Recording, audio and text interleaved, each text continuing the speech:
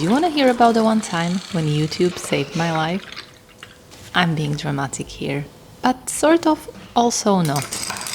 I wouldn't say YouTube saved my life, but what I found on YouTube definitely made it better. Now, I grew up without social media, and I can't thank heavens enough for that.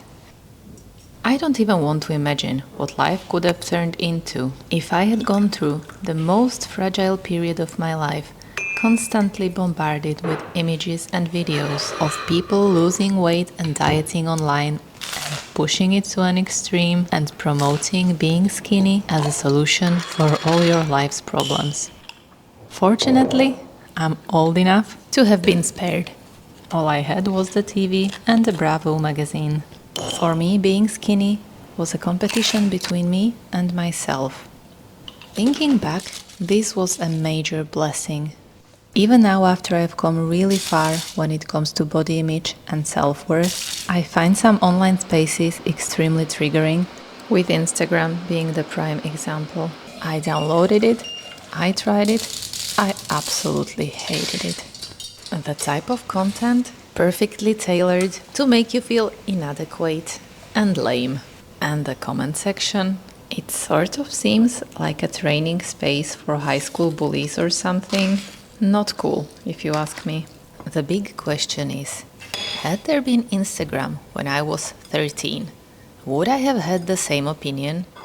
Would I have had the brains to just stay away from it? Or would it simply have served as a validation of my twisted mentality?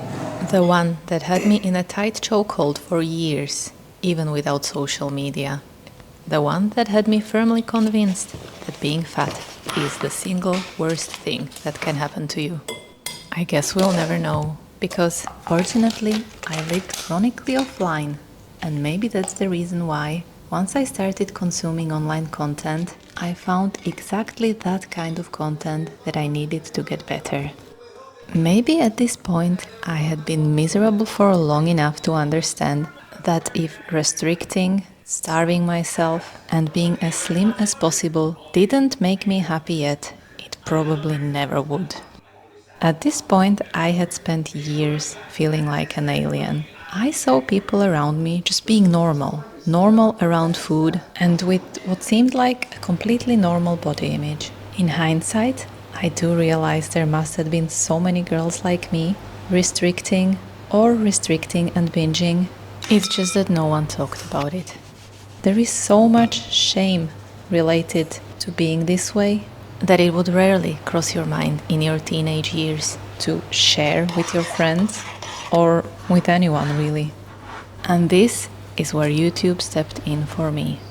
Little late, but alas, thanks to the modern phenomenon of oversharing, I realized that there were people like me. People sick and tired of being sick and tired, who started their own recovery journey, some of them much farther along than me, who became my daily inspiration.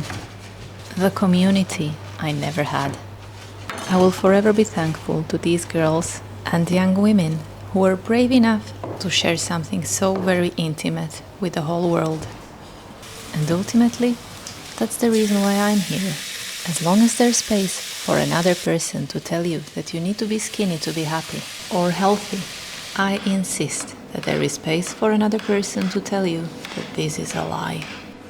I made sure I lived most of my life as the skinniest person in the room, and let me tell you, it never made me the most successful, happiest, let alone healthiest person in the room. So ultimately, what I wanted to say is, yeah, social media can absolutely be detrimental to your mental health, but it's also full of people who can totally help you believe that you don't need to be skinny to live your best life. Thanks for watching, and see you in the next one.